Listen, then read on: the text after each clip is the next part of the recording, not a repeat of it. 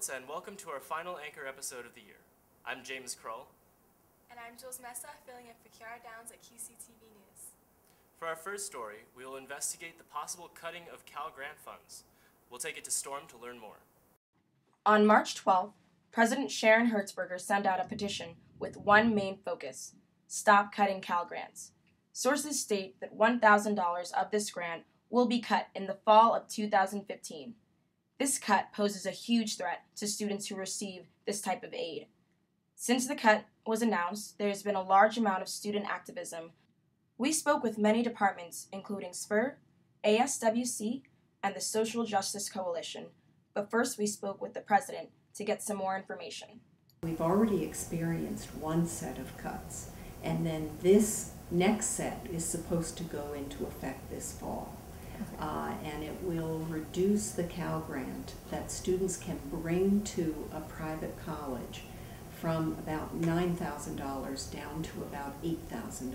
So it has a big impact on students. We currently have 371 students who bring a Cal Grant to Whittier and who are depending upon the Cal Grant to be able to go to school here. And so we're doing everything we can to protect their Cal Grant. Senior Yvette Alonso had a very different tone when speaking about the Cal Grants.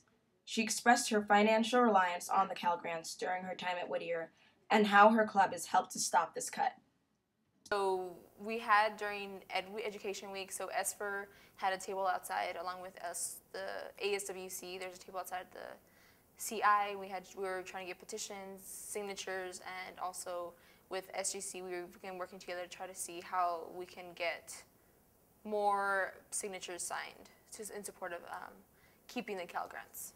Okay. The Cal Grants have definitely helped my experience here at Whittier College for me to be able to come here to Whittier and continue to come here throughout all my 4 years. If I wouldn't have gotten the Cal Grants across 4 years, I would have had to pay a total of $40,000, and which is a lot, and my family wouldn't have been able to pay all of that, so we'd have to look to loans as that option. What we're doing is we do this every year. We do as much as we can to raise money for financial aid, and we'll continue doing that to offset whatever the state does to us.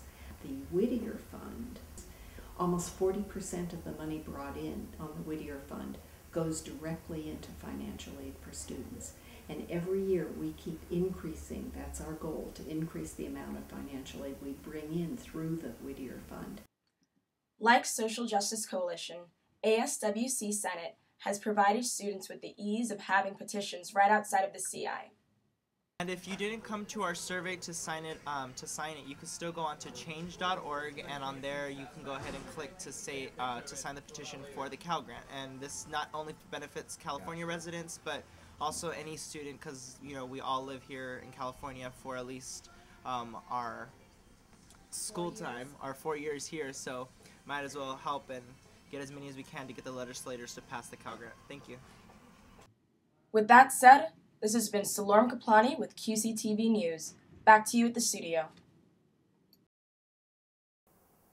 In other news, ASWC recently held their elections. I was given the opportunity to speak with the new executive board and learn what change they'll bring next fall.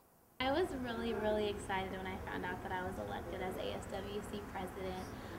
This was a goal of mine since freshman year here at Whittier. I want to just address a couple issues that are going around campus right now.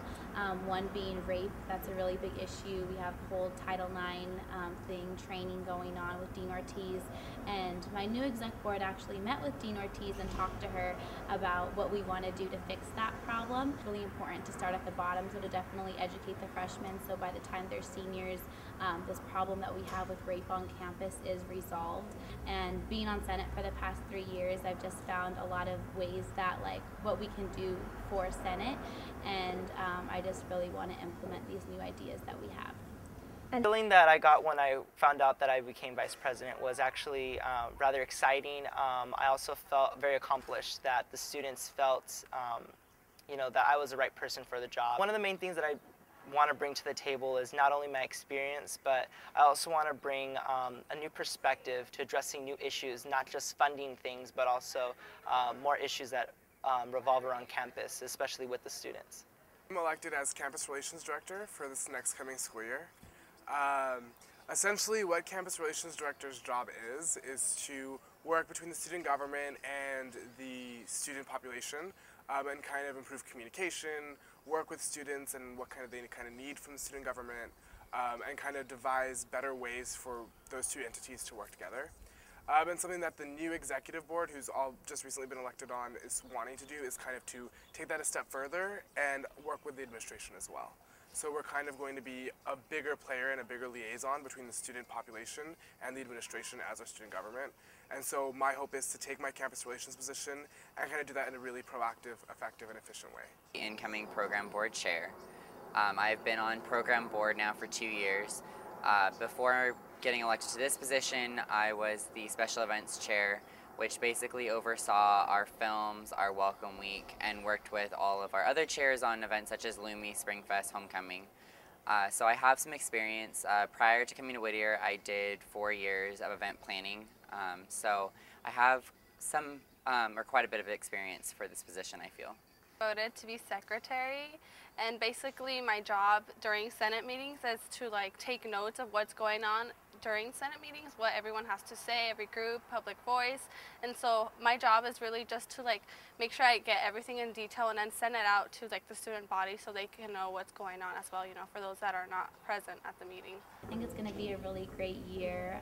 I know my exec board, we want to personally go out to different high schools and reach out to them and their ASBs and be like, well, this is what Whittier does and this is what Senate's doing, and we would love to have you here as part of the Poet family.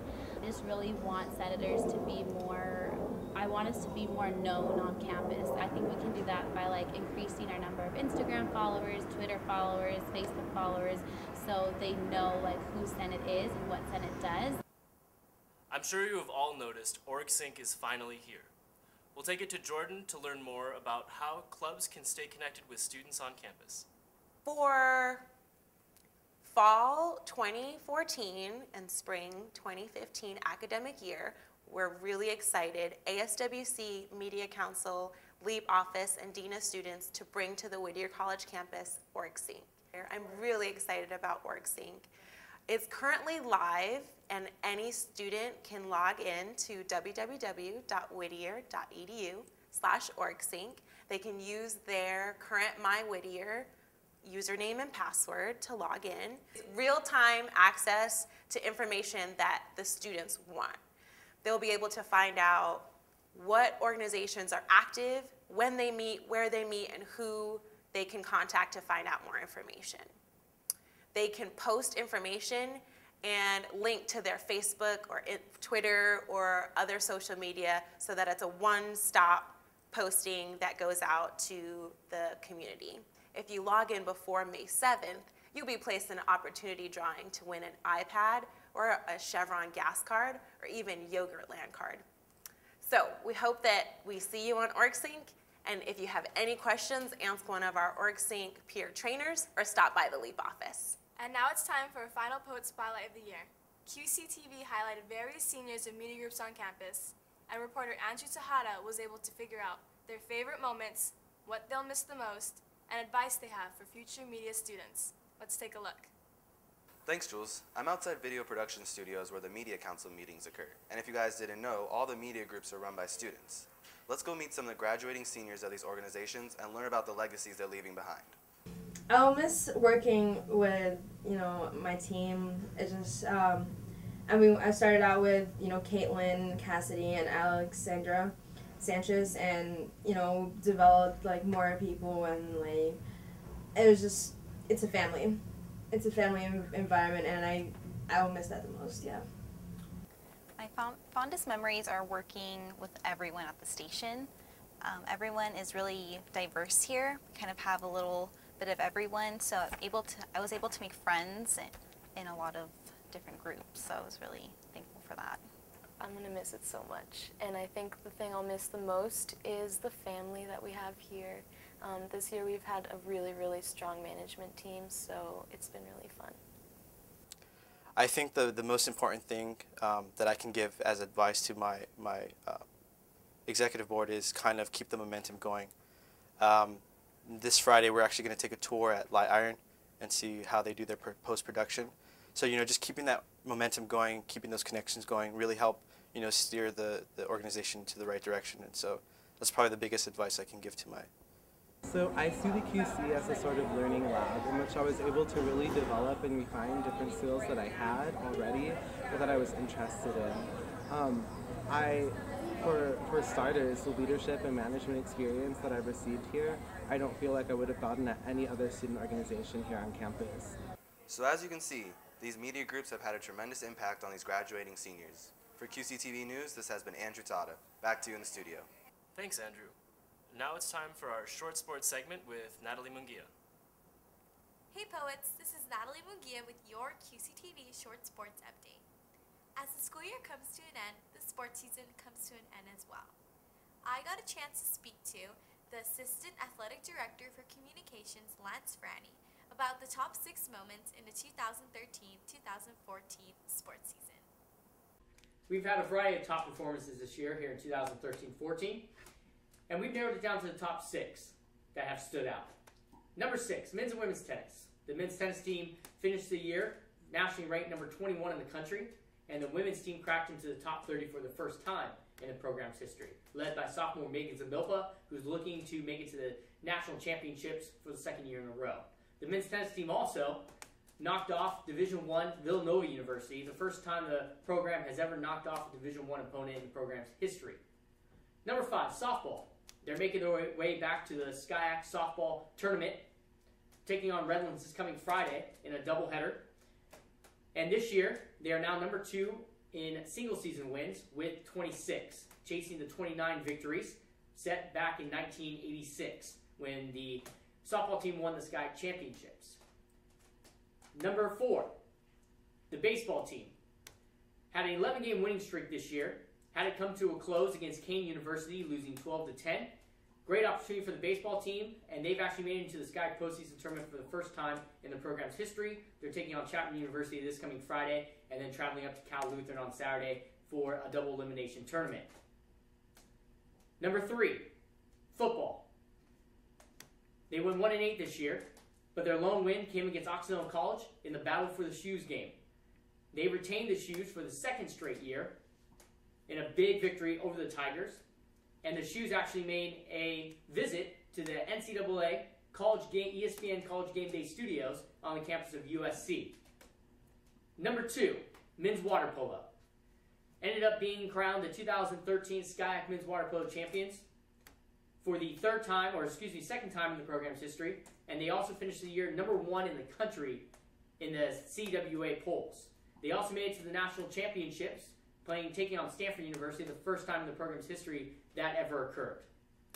Number 1 on our top performance list goes to Kevin Corbello from track and field, the senior who was crowned the 400-meter Division III national champion last year and is looking to become a 4-time All-American in the 400 meters, the first time that has ever been done, and he is looking to go down into the track and field or the Whittier College track and field history books as probably one of the greatest runners of all time. That's the top performances there, Natalie. Thanks, Lance. Well, this concludes a QCTV Short Sports Update. I'm Natalie Munguia, and have a great summer, poets. And now it's time for this month's upcoming events. This Friday from 12 to 1 p.m. in the Memorial Chapel is Poet Musicale. This Saturday from 8 p.m. to 12 a.m. in the Upper Quad is Pentronic. And Wednesday, May 7th is Reading Day. Be sure to grab some coffee in the library and check out the De-Stress events around campus till 4 p.m. On Saturday, May 10th, will be Latino graduation from 4 to 7 p.m. in the Shannon Center. On Tuesday, May 13th, from 6 to 8 p.m., will be the senior dinner at the President's House. May 16th, Friday morning, at 9 a.m., will begin commencement. Father Greg Boyle will be the keynote speaker. See you there. And this concludes our final anchor episode of the year. This has been Jules Messa filling in for Kiara Downs. And James Kroll with QCTV. Thanks for watching.